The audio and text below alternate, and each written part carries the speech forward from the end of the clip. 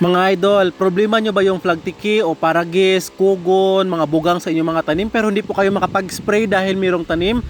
Tudas yan sa Flossipap Systemic Herbicide. Kahit mapaliguan nyo pa yung mga talong, kamatis, sili at salampalaya at saka ibang mga gulay na malalapad yung dahon, hindi po talaga yan siya mamamatay sa Flossipap Systemic Herbicide. At ito na po mga idol, after a week ng pag-spray ng Flossipap Systemic Post-Emergent Herbicide, yan, namatay na po yung mga paragis mga idol. Oh. Tingnan nyo po mga idol, ito po talaga ang pinaka-perfect sa Flossipap, yung mga paragis, yan, at saka yung mga nodes na mahaba yung dahon.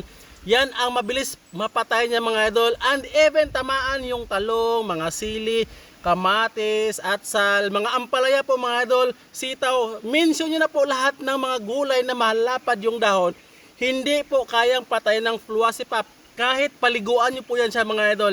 Ang tanging yung mga paragis like lang or matataas yung dahon ng kanyang mapatay. Kaya naman mga idol, even yung mga damo na malalapad yung dahon, makita nyo po, hindi po siya napatay kahit tamaan dahil yung maliliit lang talaga na dahon ng kanyang mapatay.